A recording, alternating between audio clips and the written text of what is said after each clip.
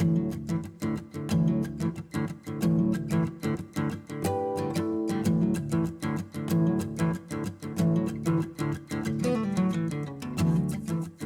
my name is Deborah Fox, and I'll be your instructor today as we go through the How to Become a Better Communicator seminar.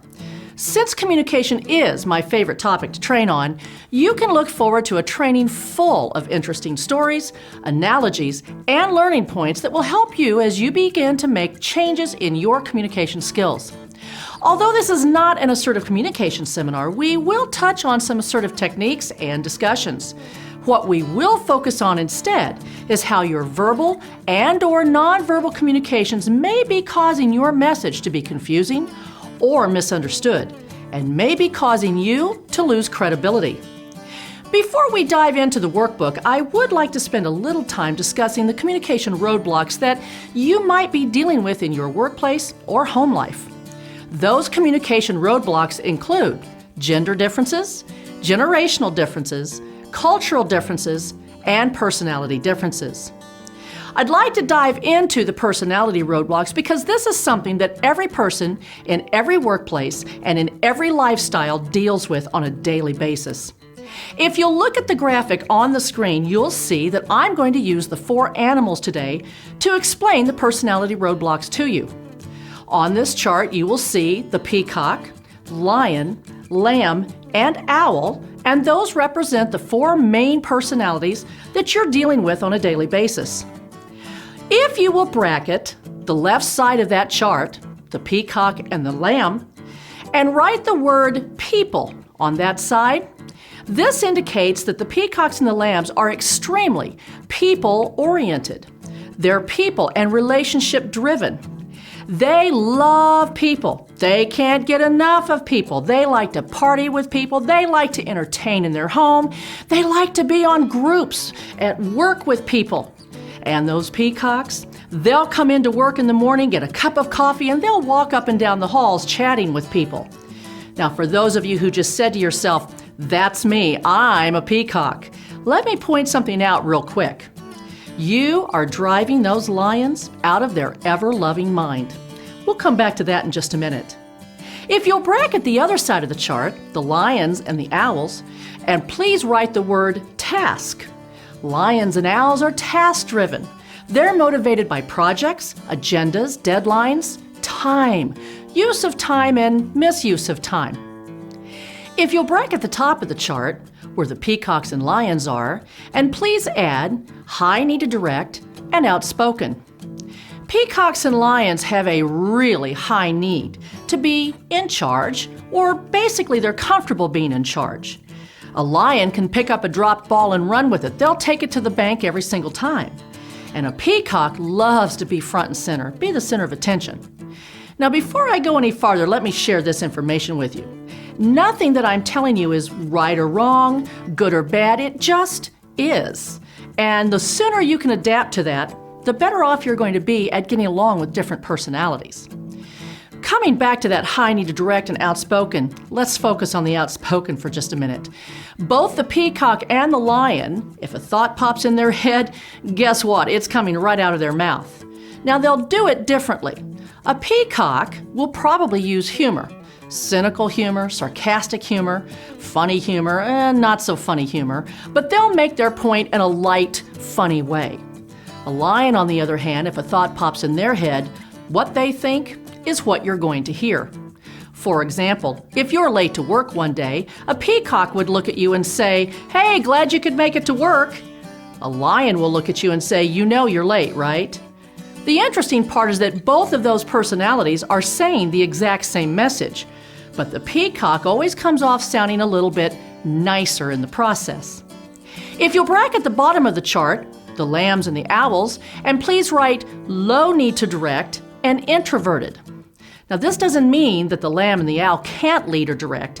It simply means they choose not to if given a choice. And they're introverted. This does not mean they're unintelligent. It means they're more quiet and more laid back or subdued. But never underestimate the fact that they are well in the know and paying attention to everything that's going on. Now that we've covered the main parts of this, let's take a look at why this becomes a learning point. If you go to Germany, what language would you speak? Well, of course, if you live in Germany, you speak German. But if you went to Rome to take a little vacation, the language would be Italian. Now, for the sake of this analogy, let's just assume that you only speak German and everyone in Rome only speaks Italian. My question is, if you went for a vacation to Rome, would you have a little trouble finding the hotel? Most likely you would. And the reason why is because you have a language barrier. Most people would tell me, look, if I'm going to a country where I can't even speak the language, I'm going to be a little bit prepared. So most of you would do one or more of the following things. You would either buy a translation guide and take it with you, or you would learn enough of the language to ask the important questions, or you would find an app for that. And if you just laughed and said that would be me, I would do one of those things, then you're not alone. The reason why is because every single person, regardless of your personality, doesn't want to go someplace and not be able to get what you want or need. When we talk about personalities, it's very much the same thing. I, for example, am a lion personality. So when I walk into a lamb's office, it's not uncommon that I might intimidate or easily offend a lamb because I'm a very direct communicator. You have to have an idea of what your personality does, yes, but more importantly, we have to have a better understanding of how other personalities talk and communicate in order to have a great working relationship. So what happens when you get, for example, a lion and a lamb working together? Well, let me give you an analogy for that. If I'm the boss and I'm a lion personality and my administrative assistant is a lamb, she's sitting at her desk in the morning, doing her work, and I come in for the morning. I walk through the front door, my blinders come down, I am on task. And if I have to walk right by her desk to get to my office, I can tell you exactly what that's going to look like. I'm going to blow right by her desk, not say good morning, go to my office, and start my busy day. And before long, I'm going to come out and I'm going to say to her, Sue, do you remember those 2 reports we talked about yesterday? I need those today by noon. Hey, thank you very much. Check, check, and off I go. Well, the lamb personality is probably going to have a little bit of a challenge with that because their expectation is that everyone says good morning. I mean, look, you don't go to Lambville and not say good morning to people. That's considered a fate worse than death. But in lion country, we consider it rude if we interrupt someone while they're working. So what does all of this mean?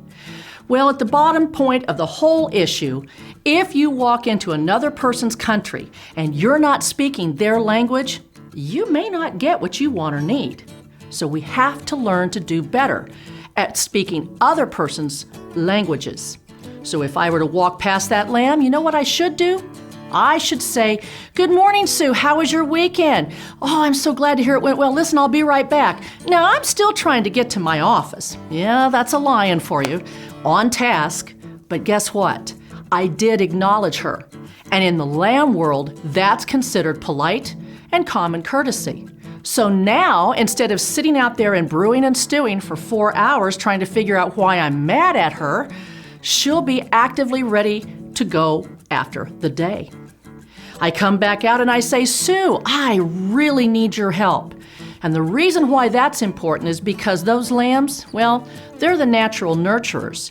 So anytime you give them an opportunity to help, you have spoken their language.